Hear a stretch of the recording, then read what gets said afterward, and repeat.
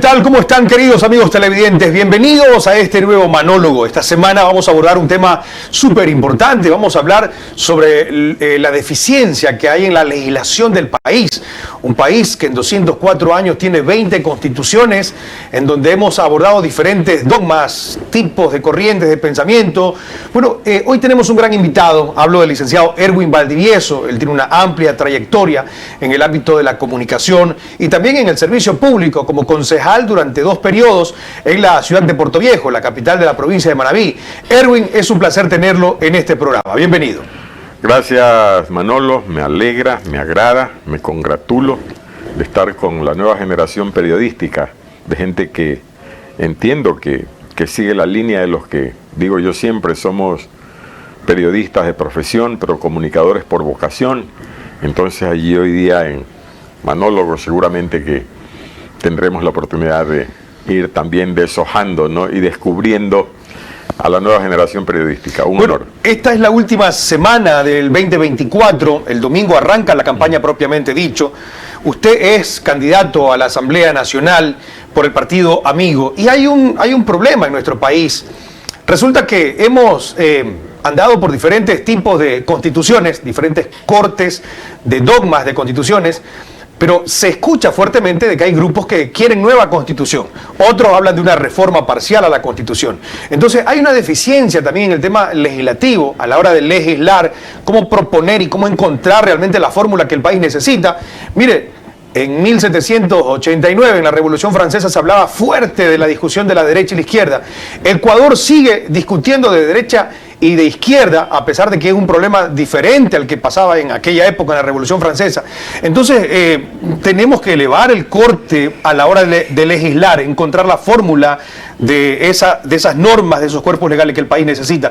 ¿Cómo hacer para encontrar ese camino? Manolo, tenemos que ponernos la mano en el corazón, todos los ecuatorianos, al margen de ser candidatos o dignatarios. Este Ecuador no puede seguir transitando por la senda de constituciones a la carta, para gobiernos de turno, para asambleístas o para grupos políticos, y mucho menos para una población o para una ciudadanía que lo que demanda es trabajo. A propósito de lo que usted decía de los dogmas, del idealismo, de las filosofías políticas, claro que son buenas, porque marcan la tendencia y el rumbo y la ruta de una persona, pero ni en el Ecuador, con todo y su nivel de subdesarrollo, ni en ningún lugar del mundo se gobierna con dogmas y con ideologías. No gobiernan las ideologías, esas quedan para lo íntimo del ser humano, y este es un comentario que lo riesgo a título personal. Por tanto, aquí no puede seguirse pensando en constituciones a la carta. Aquí hay que ponerle oídos y mucha visión a lo que es el Ecuador actualmente y a lo que quieren o queremos los ecuatorianos. Usted me dirá, pero ¿cómo lo hará si una golondrina no hace verano? Es el tiempo de retomar esa senda que sí tuvo el Ecuador en el reingreso a la democracia en 1979. De antes no le doy fe porque creo que ni usted nacía, no. Yo era un imberbe todavía, ¿no? Era apenas un adolescente en esa época.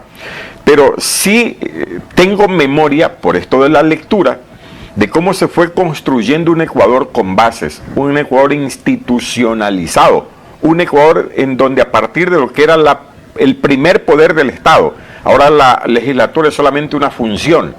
Antes era el primer poder del Estado y a partir de allí se daban todas las normativas y se fijaban los derroteros para el desarrollo nacional, que no se aprovechó. Esa es otra circunstancia. Pero tiene usted razón, no podemos seguir en el Ecuador con constituciones a la carta. Leyes es lo que más tenemos y tenemos que solamente observar a los anglosajones. Mire usted, por ejemplo, los norteamericanos. Ellos solamente enmiendan su constitución de más de 200 años. Y la enmiendan de acuerdo a la realidad. Por ejemplo, si hay avances tecnológicos, en el capítulo de las decisiones que a partir de la tecnología pudieran tomarse, se generan enmiendas, no reformas ni la cambian. Por tanto, aquí hay que trabajar sobre la base de lo que se tiene y con concepto claro de país. Bueno, siempre me ha gustado poner el ejemplo de que nuestro país es como aquel niño que nace nace del vientre de su madre, pero llega a los 10, 12, 13, 14 años y vuelve a nacer otra vez. De tal manera que no hemos encontrado una ruta progresiva, esa vértice que diga, bueno, este es el país que va creciendo en tiempo y en espacio, pero no, hemos vuelto a nacer. Y bueno, yo topaba el tema de los dogmas porque esta es la lucha que hay. Por ejemplo, escuchamos a unos que dicen, no, ellos son neoliberales. Otros dicen, no, nosotros somos los liberales, es lo que le hace falta. Manolo, pero por conveniencia, pues. Pero eso es solamente por ubicación política. Pero pregúntele a estos dogmáticos, si es que realmente son dogmáticos, si entienden la verdadera filosofía del liberalismo, del neoliberalismo, si entienden los verdaderos dogmas de la izquierda, si entienden el verdadero dogma del socialismo. No, y que básicamente se ejecutan es en doctrinas económicas. Sí, pero se parapetan en eso, claro, para luego solamente defender al líder o al grupo. ¿Y cuándo la búsqueda del bienestar común? ¿Cuándo la búsqueda del bien colectivo, Manolo? Que es donde realmente debería existir un dogma acendrado en la acción o del mandatario o del legislador, para garantizar, ojalá y pudiera hacer acuerdos mínimos que permitan mejores cosas al Ecuador. Bueno, durante lo largo de su historia profesional siempre le tocó a usted estar del otro lado, hacer preguntas, y a muchos candidatos, que muchos de ellos fueron presidentes de la República, fueron asambleístas, fueron alcaldes. En todo caso, yo sé que usted está súper empapado del tema, y prácticamente cada vez que hay una elección es como que se resetea nuestro país. Sí, totalmente. Entonces, en toda esa historia, me imagino que usted hoy está lleno de mucha historia. ¿Qué es lo que le motiva realmente con fuerza, con fortaleza, ir ahora a ya no ser un espectador, sino a ser un actor en la política del país? Manolo, mire, y se lo digo con el corazón en la mano. Para mí hubiera sido muy fácil, y perdón que hable allí en primera persona, muy fácil haber cumplido mi ciclo como periodista, no como comunicador, porque con eso uno muere. Con eso, en la verdadera vocación uno nace y muere con esa. Y retirado de la función pública, con tranquilidad disfrutar de la familia, de los nietos, pero alguien, mi estimado Manolo, tenía que dar un paso adelante. Alguien, por lo menos en Manabí, debió dar un paso adelante y decir, hey, ¿qué nos está pasando? Pues si yo hago un ejercicio en este momento, y no voy a dar nombres, no voy a señalar absolutamente a nadie, pero no sé en su caso, Manolo, pero en mi caso sí. De los 9 asambleístas provinciales que tenemos y de los 3 nacionales, si usted me hace a mí el ejercicio, me quedo a la mitad ahora de quiénes son. Bueno, no solo usted, la mayor parte de los manavitas. Nos quedamos de año en eso, Manolo. Entonces, hemos perdido institucionalidad, hemos perdido representación. Y cuando le dije que alguien tenía que dar un paso adelante, yo me decidí, yo tomé la decisión. Aparte de eso, siempre quise ser legislador. Por si acaso, en los 8 años de concejal, nunca dejé la comisión de legislación. En Puerto Viejo se elaboraron más de 240 ordenanzas en esos 8 años, o en esas dos administraciones del exalcalde Casanova. Calculo que yo me hice el 80% de las ordenanzas, que son leyes pequeñitas, ¿no? Eso me gusta, eso me llena. Y también, ¿por qué me decidí, Manolo? Porque como hemos perdido institucionalidad, alguien tiene que tener otra vez esa voz altiva. Vea, teníamos legisladores que no eran perfectos, que no están para pedestales, o no estuvieron los que ya no están sobre la faz de la tierra. Pero de los que están vivos, yo no sé si usted recuerda, quizá no por su juventud, pero aquí tuvimos legisladores como el doctor César Acosta Vázquez, que todavía está vivo, Simón Bustamante con sus problemas, que está vivo, Clemente Vázquez, Pancho Velázquez, Trajano Andrade, el mismo Jaime Estrada, el último gran orador que tuvimos, que fue Tito Nilton Mendoza, que no eran perfectos, Manolo, pero en cambio sí tenían voz y representación para hacer respetar a Manabí. Ahora hemos perdido representación, voz e institucionalidad. Alguien tuvo que dar un paso adelante. Yo lo decidí, y por eso le digo, si aspiro a ser asambleísta, si no soy yo, que sean los mejores, pero Manabí no puede seguir perdiendo. Bueno, a pesar de que en el Código de la Democracia se concibe una obligación, que es la rendición de cuentas, resulta que lo que usted dice es cierto. Hay una percepción de que las últimas generaciones de asambleístas realmente no le han dado cuentas a las personas que votaron por ellos. Hoy el asambleísta o el político más legisla en función de los beneficios de su partido y deja de lado los beneficios de quienes votaron por ellos. Y si fuera por su partido, capaz que está bien, pero a veces solamente se legisla en beneficio de otra persona.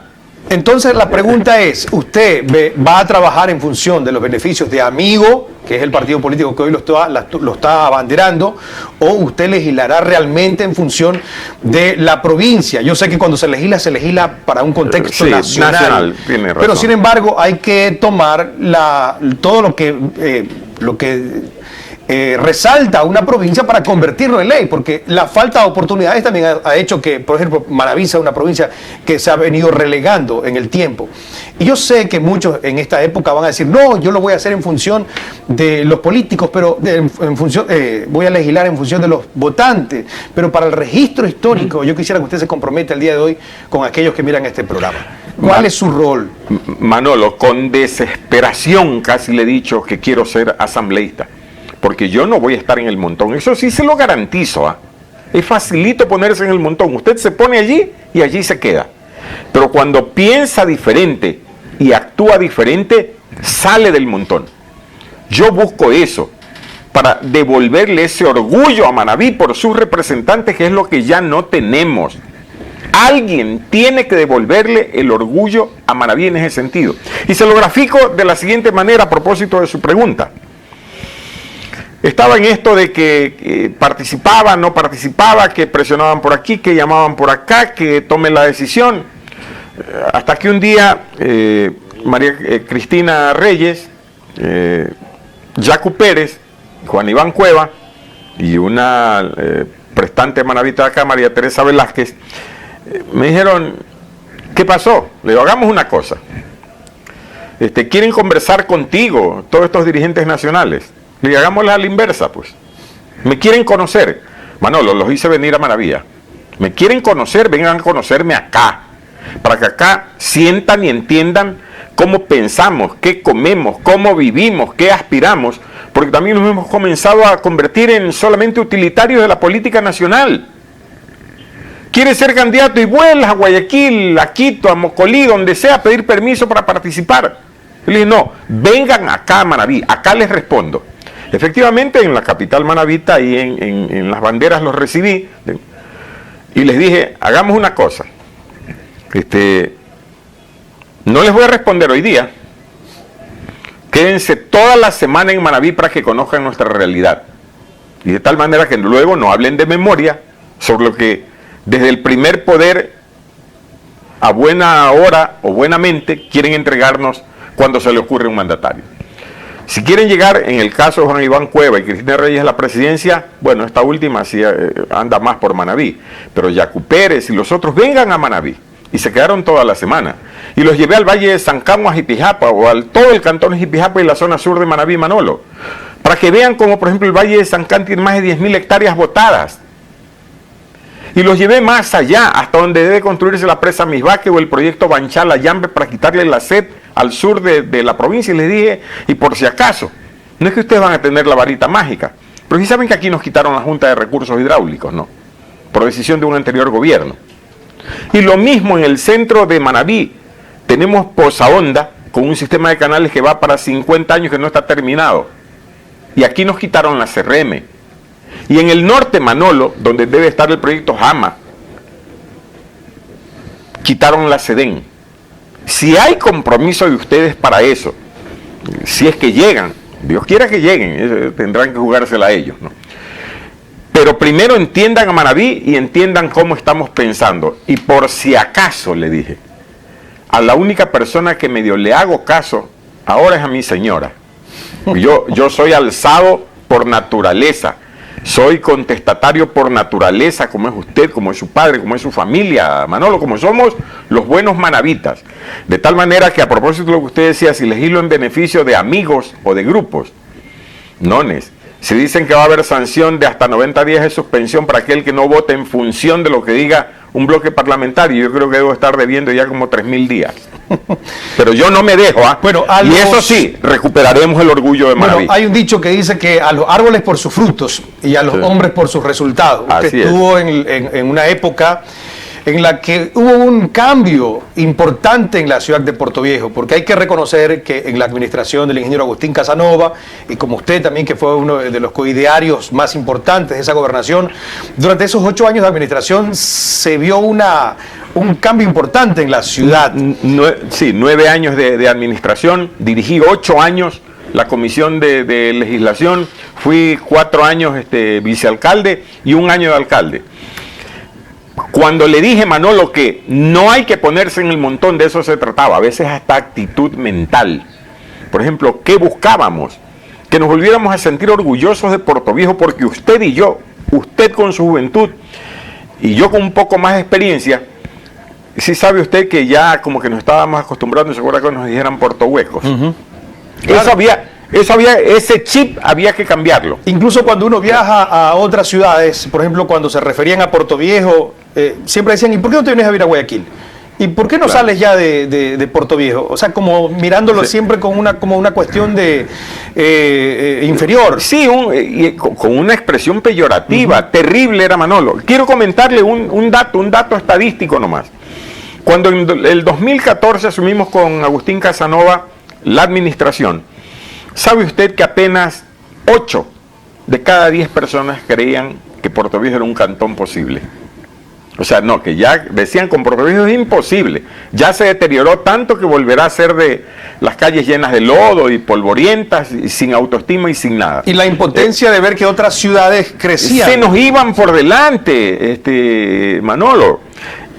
Y lo más terrible era esto, pues. ¿Sabe usted que 9 de cada 10 jóvenes no querían vivir en Portoviejo? Esta era una ciudad que no estaba generando oportunidades. Por eso es que en esas locuras geniales que tenía Casanova, y que acepto que yo le acolitaba, se invirtieron muchos millones de dólares en planificación, en traer gente que enseñara a planificar y a desarrollar, para luego garantizar que vinieran recursos, y con recursos en territorio, la vida de todo el mundo cambia. El problema es cuando no hay plata en los territorios. Entonces, yo sé que usted más adelante me irá a decir, pero ¿y cómo va a ser para garantizar que vivamos mejor? Oiga, hay que aprender a tomar decisiones, a veces con un poco de mano fuerte, pero con mucha energía, con planificación, con acuerdos mínimos, Manolo, con acuerdos mínimos, pero eso sí, con argumentos.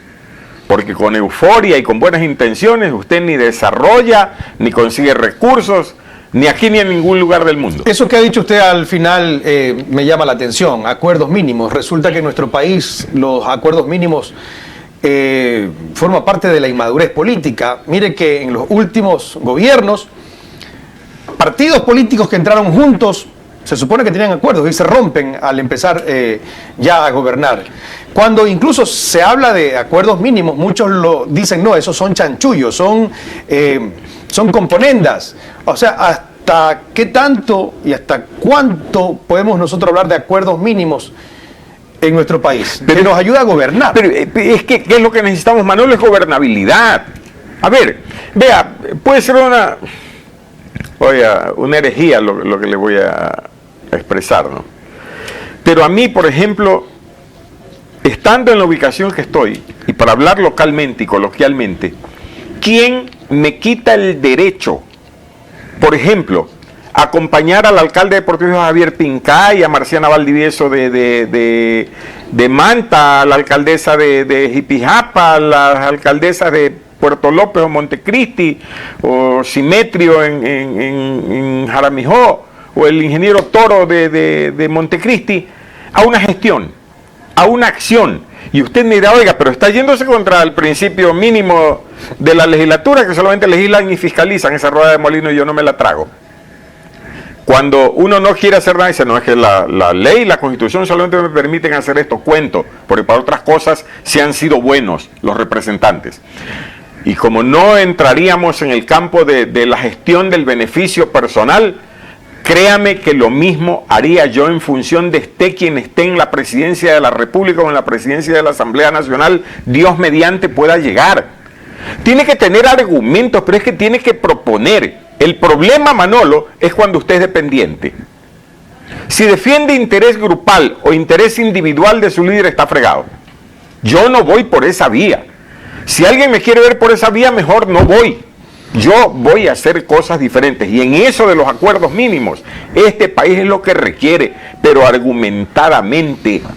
Al inicio del gobierno del presidente Daniel Noboa se respiraba otra realidad. 64% de aceptación llegó a tener la Asamblea Nacional y luego caen otra vez hasta el 6-7%. Terminaron el periodo anterior con el 3% de aceptación. Y usted dice, oye, eres loco, me decía mi familia, para que con ese nivel de aceptación y de señalamiento vayas. Entonces alguien tiene que hacerlo. Entonces estamos de acuerdo que hay que mejorar el tema de la negociación, decirlo, porque es una negociación, el acuerdo, pero que nuestro país encuentre un acuerdo en la base de lo importante, que es el ciudadano. El bien común, el bienestar colectivo, es lo que no se ha pensado. Vamos a la pausa y ya regresamos con más, con nuestro compañero y nuestro amigo Erwin Valdivieso.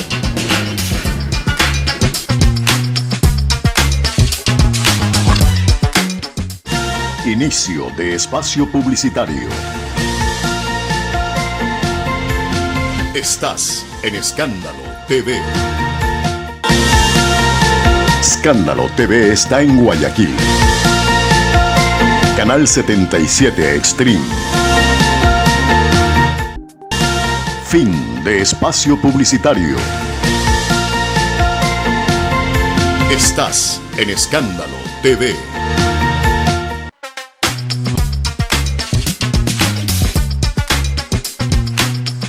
En este segundo bloque del Manólogo de esta semana, acompañado por Erwin Valdivieso, licenciado en periodismo y hoy ya candidato a la Asamblea por el Distrito Centro Sur en el Partido Amigo en la provincia de Manabí. Bueno, estamos hablando de la deficiencia que ha tenido nuestro país con respecto de legislar, de construir cuerpos normativos que realmente ayuden al ciudadano. Pero bueno, hoy tenemos tecnología. Y hoy con la tecnología se puede democratizar más incluso el tomar en cuenta lo que piensa la gente. Entonces, ha habido bastante sectarismo, si decirlo así, en que a veces las leyes se hacen y al final se entera el ciudadano y muchas veces el ciudadano no termina de enterarse de para qué mismo es esa ley.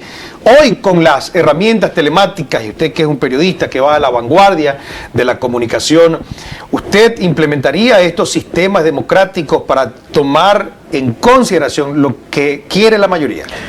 Manuel, es que la sociedad ha evolucionado. Ya vivimos en la sociedad de la tecnología.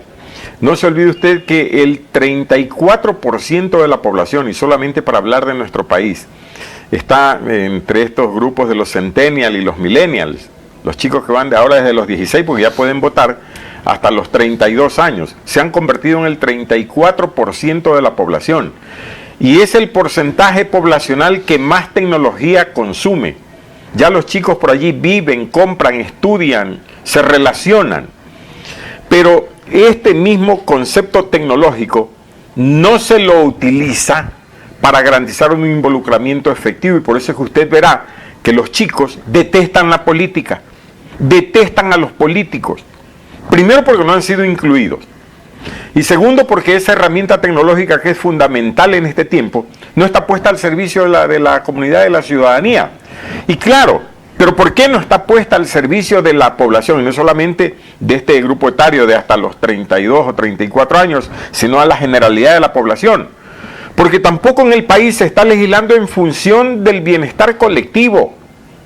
Usted notará que si se reforma el Código Integral Penal, el COIP, es para ver cómo se beneficia a quienes están involucrados en casos dolosos del Ecuador.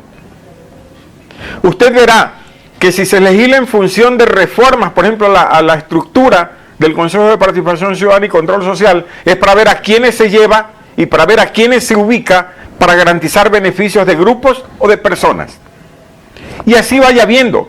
La otra función del Estado, el Consejo Electoral, del Ejecutivo no se diga. Oiga, y de la función judicial, pues, pero si estamos viviendo por estas horas todo lo que está ocurriendo, metida la mano en la justicia, metida la mano en la legislatura, metida la mano en el Ejecutivo, en el Consejo de Participación y en lo electoral, es terrible. Por tanto, el no utilizar la tecnología para democratizar reformas de leyes o revisar los procedimientos que desarrolla la Asamblea Nacional es casi una estrategia para que la población no esté enterada. Y esta puede ser incluso una de las razones por la cual hay un desencanto. La gente termina votando por una tendencia que lo emocionó en el momento de la campaña, pero que no se traducen los beneficios que la gente quiere.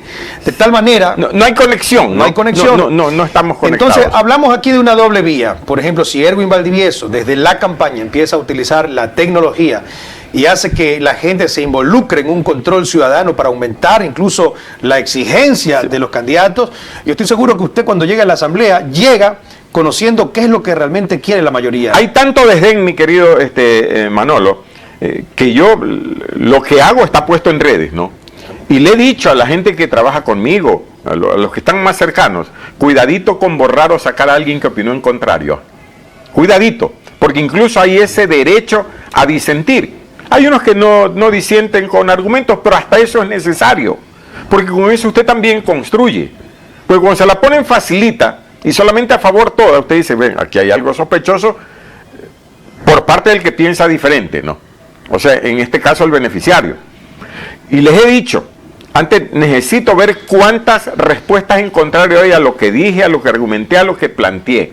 Por tanto, Manolo, en la actividad actual, fundamental lo de la tecnología, lo de las redes, las plataformas, porque por último, hasta por la inseguridad en que estamos viviendo, es el mejor camino para poder llegar a los diferentes grupos etarios. Y luego, en materia de legislación, pero si es el camino que queda, no hay otra, que habrá que pelearse con alguien, que habrá que levantarle la voz a alguien, y eso yo sí, en eso no me dejo, como le dije, ¿no?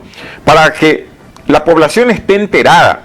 Oiga, pero si la tecnología es la razón de vida actualmente en el mundo, los países del primer orden trabajan, viven, ya casi que hasta respiran a través de la tecnología, y nosotros acá solamente la estamos utilizando para medianas cosas, para beneficio de grupos económicos transnacionales que nos dan una señal a través de un teléfono, cuando ya en el mundo en este tiempo las Smart City ya son una realidad, y por esa vía todo el mundo trabaja, entiende, plantea, cuestiona y pide también. Muy bien, hablemos del fortalecimiento a la independencia judicial, un tema que usted recién lo topó también, y hoy el país vive una turbulencia. Vemos que, claro, el Consejo de Participación Ciudadana, hoy sacaron al señor Guarderas, resulta que aparentemente va a subir alguien de la Liga Azul, esto le daría una nueva mayoría al Consejo de Participación Ciudadana, una institución que en teoría es apolítica, pero que a nadie le queda dudas de que es 100% política partidista, porque una cosa es ser político y servir, el arte de servir, otro es ser político partidista, pero este fortalecimiento de la independencia judicial, ¿será posible en tanto y en cuanto sean los asambleístas que indirectamente tengan que ver en esto? Manolo, hay que revisar la Constitución, pero eso es una obligación. No es que este país era más feliz o era mucho mejor cuando solamente habían 3 poderes del Estado, acuérdese, en la Constitución del 79, ¿verdad? Luego en la del 98, se sostenían apenas los 3 poderes del Estado. Luego, por esta novelería en la que caímos, por esto de las nuevas tendencias ideológicas, se crean 5 funciones del Estado. Se eliminan los 3 poderes y se crean 5 funciones. Aparte del Ejecutivo, Legislativo y Judicial, la función de transparencia y el electoral. Consejo de Participación Ciudadana. Vea mi querido Manolo. Hay que eliminar ese Consejo de Participación Ciudadana y Control Social. Hay que revisar la estructura de la función judicial, porque este famoso Consejo de la Judicatura, lo que se ha convertido o en lo que se convirtió fue en un ente de manoseo, de involucramiento de la política, en lo que debe ser la justicia, que tiene que ser sorda, ciega y muda para que beneficie a unos y a otros, y no perjudique ni a unos ni a otros. Por tanto, si hay un presidente de la República, sea quien sea el que llegue, y si hay planteamientos de reformas constitucionales o de reformas a la Constitución, porque ahora hablan de una nueva constituyente, lo primero que hay que revisar es el alcance de esas funciones del Estado, y entre ellas principalmente el de la justicia. A partir del Consejo de Participación Ciudadana y Control Social se politizó y se prostituyó la justicia, Manolo. Eso es terrible en este país. Y yo he dicho, no es por falta de leyes, ni de cuerpos, ni de códigos. Es por actitud personal, individual y de política que estamos tan deteriorados como nos experimentamos en este tiempo. En el segmento anterior usted dijo que uno de los grandes elementos para darle transformación a la ciudad de Puerto Viejo fue haber invertido en investigación, en hacer estudios. Pero resulta que en nuestro país es como que no tenemos un estudio de la realidad que vive nuestro país, porque incluso el programa de la Constitución que tenemos actualmente es un programa que no obedece a una realidad nacional. Es un programa internacional que, si usted revisa esto de las cinco de los cinco elementos del Estado, está en Venezuela, está en Argentina, está en los países que formaron parte de la agenda del socialismo del siglo XXI. Entonces, tenemos un gran desafío ahí. Y el que no sabe a dónde va ya llegó, dice el dicho. Entonces, ¿cómo saber y cómo articular para realmente tener una radiografía de lo que el país realmente necesita? Es que lo hicieron tan bien en su momento. Acuérdese, yo no sé si usted ya estaba en uso de razón, no es que no la haya tenido, pero era muy imberbe todavía en el 2008. ¿Sí se acuerda del 2008, no? Sí, cuando se hizo la Constitución en Montecristi, que se acusó, se señaló, se fotografió, se registró la presencia de españoles desarrollando la Constitución, que no era sino una copia, bien usted lo dice, de lo que actualmente se vive en Venezuela, que se vive en Nicaragua, que se vive en Cuba. En algún rato, cuando se hablaba de un socialismo efectivo en Brasil con Lula, o en Argentina con los Menem.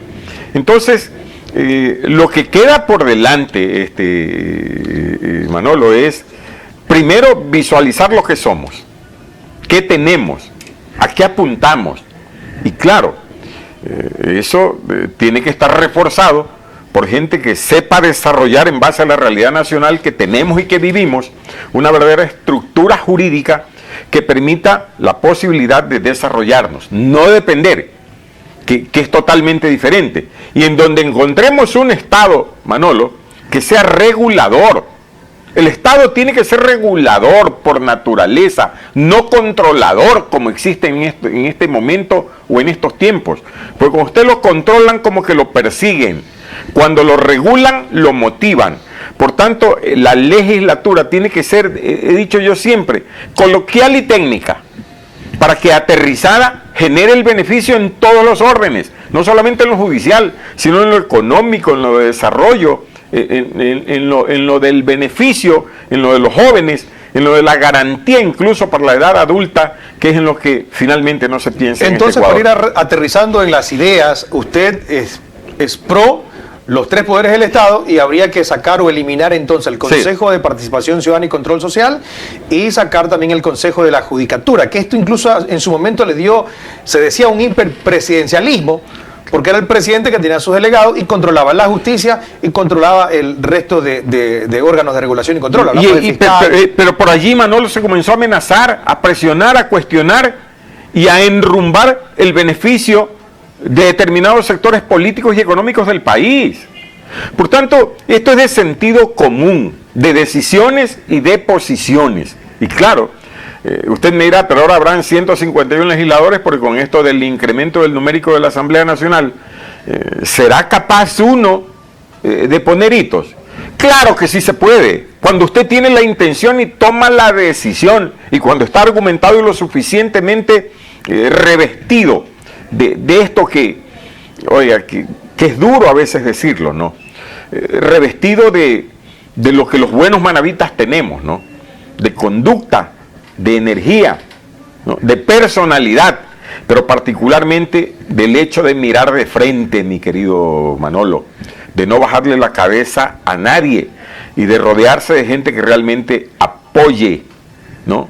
Y desarrolle también procesos que le permitan terminar siendo reconocido. Yo voy a eso, yo al montón no voy. Bueno, el sistema electoral, hablemos de la revisión del sistema electoral. Hoy tenemos vocales del Consejo Nacional Electoral, que ellos nacen del Consejo de Participación Ciudadana y Control Social, que como ya vimos, y a nadie le queda duda, es un ente 100% político. Así, terminan siendo representantes políticos, Manolo. Entonces, el CNE de alguna manera es imposible también que no tenga un sesgo o no obedezca a alguna agrupación política. Miren, los actuales vocales del Consejo Nacional Electoral tenían solamente hasta noviembre y había que haber hecho la reforma parcial mucho antes y en noviembre había que haber cambiado el resto. Incluso no se entiende cómo todo lo que van a firmar ellos ahora tenga validez y se supone que ya desde la Constitución y el Código de la Democracia les dice hasta aquí fue su función. Pero es que viene un encadenamiento, pues allí, Manolo, no se renova ni el propio, o sea, bueno, por escándalos legales que se renova el Consejo de Participación Ciudadana, no por cumplimiento de periodo, se ha notado eso. Así ¿no? es. Y todos ellos son también representantes políticos. Los miembros del Consejo Nacional Electoral son de representación política. Y no es que antes el sistema era perfecto, pero acuérdense que antes quienes estaban en el Consejo Electoral eran los representantes de las organizaciones políticas más votadas más uno de minoría, que era más acercado a una buena democracia, ¿no? A una mejor representación. Capaz que a una mejor representación, pero ahora no, le arman de 5, le arman 3 de una tendencia y defiéndase a como pueda, ¿no? Y le dan minorías a otros porque finalmente terminan también cediendo. Entonces, mejorar la representatividad también pasa por una acción, allí sí, decisoria en la Asamblea Nacional que permita o revisar la normativa existente, por ejemplo, para la ley orgánica de participación ciudadana, que está vigente todavía, para la ley orgánica de la democracia, para el Código de la Democracia, y ojalá, si es que hay una constituyente, para dejar replanteados los temas y allí sí revisar con mayor detenimiento estos cuerpos legales que son los que tienen que ser revisados, pero urgente, para no seguir cayendo en esto de las garras de la política y la politiquería que permite, que solapa y que impone. Bueno, entonces sería una posibilidad, le pregunto a usted, que del vientre de la academia salgan los representantes para que sean los vocales del Consejo Nacional Electoral. O sea, que no sea de un ente político, sino que sea de un ente realmente técnico que pueda decir, ok, si vamos a elegir a los del CNE, no venga de ningún partido político, sino que de otro sector del país. Como es hasta ahora, ¿verdad? Porque, oiga, ahora vi que para elegir al nuevo fiscal o a la nueva fiscal general del Estado, se habían inscrito más o menos como 1.200 veedores, ¿no? De los cuales fueron calificados más o menos 700. Y cuando comenzaron a hacer la revisión de dónde venían los 700, pues venían de 1 o 2 partidos políticos otra vez. Tiene usted razón, Manolo. Vea, a riesgo de caer mal, le voy a decir lo siguiente. La academia tiene una enorme deuda con este país. ¿Qué es la academia? ¿Qué son las universidades? Deben ser los entes orientadores del desarrollo territorial. Para el caso de Ecuador, la academia debe ser el ente orientador del desarrollo nacional con todas sus aristas. Porque la academia tiene formación, tiene investigación, tiene data. La mirada científica, técnica. Sí, pero es que por allí deben venir las cosas, desde que la academia también permitió que se politice absolutamente todo, como que solamente se dedicaron a formar profesionales. ¿Y qué del resto? ¿Qué de darle esa base técnica política para el desarrollo nacional a las diferentes instancias? Claro, hay universidades que también se comenzaron a politizar y eso hay que decirlo públicamente, pues. Cosa que es terrible, Manolo, porque la academia como tal tiene que propender al desarrollo de los territorios en todos los órdenes, con todas sus aristas, pero se han quedado encapsulados en cada uno de sus campus, formando profesionales y aportando mínimamente con uno que otro proyecto, cuando a partir de la academia es que debieran nacer las mejores ideas y las mejores propuestas para despolitizar a este país, para buscar un verdadero proceso de desconcentración y descentralización y para apuntalar los ejes fundamentales del desarrollo del Ecuador. Y ahí corre un riesgo la academia, que si se le da esta potestad a las universidades para que de este seno salgan los miembros del CNE, capaz y se politiza más a la academia. Corre un riesgo también. Pero no, depende del pensamiento, pues. Vea, usted en el mundo encuentra, cosa que no ha ocurrido acá, usted dice que hay universidades que solamente forman profesionales, ¿ah? Hay otras universidades que solamente forman docentes y hay otras universidades que solo investigan. Usted sabe de esto, Manolo. Pero de esas universidades que solamente se dedican a la investigación es de donde salen las mejores ideas que actualmente, o por las que actualmente tiene beneficio la humanidad. Pero acá no, por eso es que usted encontrará que nuestras universidades, vea el ranking de universidades, y ni siquiera vaya al ranking de universidades del mundo, vaya solamente al ranking de universidades en Latinoamérica, y vea por dónde aparecen las nuestras. Bueno, Uruguay y Chile nos lleva a la delantera. Pero falta Sí. muchísimo, pero en cambio ya se están involucrando, se involucran en el tema. Oiga, pero si en Chile, pues el presidente Boric nace de estas reacciones universitarias a partir de la conciencia estudiantil, pues. Muy bien, el siguiente punto es la despolitización de la Asamblea, aunque suene raro porque la Asamblea es el seno de la democracia y ejerce representación de los partidos, pero ¿hasta cuándo entender el político de que la camiseta y el color y el número de su partido es simplemente para la época de campaña y cuando se trata de gobernar hay que ponerse una sola camiseta que es la del país? Es lo que no ha ocurrido hasta ahora. Ese punto lo vamos a tratar después de la pausa comercial. Ya regresamos.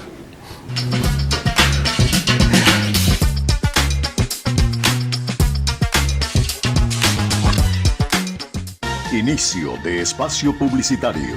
Fin de espacio publicitario.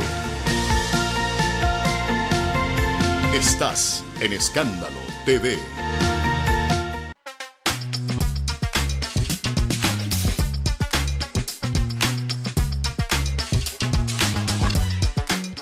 El último bloque de este monólogo, y bueno, con nuestro invitado Erwin Valdivieso, candidato a la Asamblea por el Partido Amigo, circunscripción Centro-Sur, en la provincia de Manabí. La pregunta que planteamos antes del comercial: despolitización de la Asamblea, evitar que las decisiones legislativas se vean afectadas por los intereses del partido y que esto afecte a los intereses del bien común de los ecuatorianos. Por eso es que yo no estuve de acuerdo nunca, Manolo, con estas reformas a la ley orgánica de la función legislativa, que tantos cuestionamientos ha tenido ahora, de que usted solamente para ponerle camisa de fuerzas tiene que votar en función de lo que piense su bloque. ¿Y qué de los códigos íntimos del ser humano?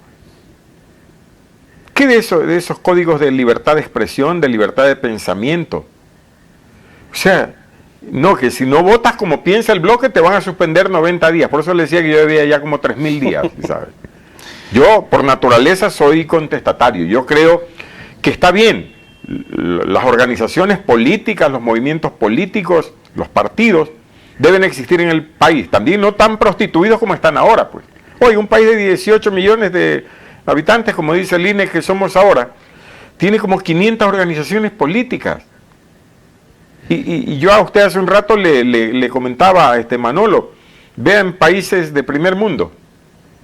Los norteamericanos, por ejemplo, tienen una serie de tendencias, pero finalmente se agrupan y se engloban solamente en dos: que las primarias los maten. Y en el tamiz realmente se encuentra el beneficio del desarrollo nacional. Los parlamentos, ni en el Ecuador ni en ningún lugar del mundo, dejarán de ser centro de problemas. Usted note que a veces hay unas puñetizas tanto en Asia cuanto en Europa. Ahora mismo en Alemania han disuelto la especie de asamblea que colegisla ya o cogobierna. Siempre habrá problemas, pero notará usted que en todos los lugares del mundo, Manolo, a la hora de legislar se legisla en función del bienestar colectivo, en función del bien común. Que las tendencias políticas convivan, sí. Que tengan diferencias, también, porque uno puede tener diferencias, ¿no? En la forma, en lo de fondo, es lo que permanentemente habrá que seguirse poniendo de acuerdo. Por tanto, esa despolitización de la Asamblea Nacional va a ser bien difícil en el país. Pero cuando hablábamos con usted hace un momento de los acuerdos mínimos, es el tiempo pues de probar que sí podemos tener todavía salidas en este país tan subdesarrollado como lo tenemos ahora. Bueno, ha habido una discusión desde el inicio, cuando empezó a constituirse esto de la legislación, hablamos desde Atenas, de Roma, de que la Asamblea o los congresos son el seno de la democracia, por tanto no se puede limitar a que debe de tener un perfil técnico el que va a participar. Por eso es que cualquier persona puede participar, y esta es una discusión desde el inicio, como lo digo. Pero sin embargo, la capacitación y la profesionalización de los legisladores es un desafío que el país tiene que afrontarlo. ¿Usted está de acuerdo con eso? Sí, totalmente de acuerdo en eso, Manolo. Si no estás capacitado, ¿para qué vas a perder tiempo? ¿Para qué le vas a robar la plata a los ecuatorianos? Perdón por decirlo así tan grotesca y crudamente.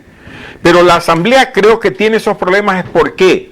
Porque como no hay decisiones individuales y no hay respeto al pensamiento individual, la dependencia del grupo y del líder impone condiciones a representantes que llegaron no por la formación profesional, Manolo, no por una capacitación incluso en términos legislativos, sino o porque fueron conocidos en el territorio, o porque tuvieron o tienen su cuarto de hora de fama en cualquier actividad, o porque ya ni sencillamente los dadivosos en que se convierten o nos convertimos los candidatos, y esto para pluralizar las cosas, nos permite tener más llegada a una población que no discierne tampoco todavía, ¿no?, en torno a lo que tiene y a lo que merece.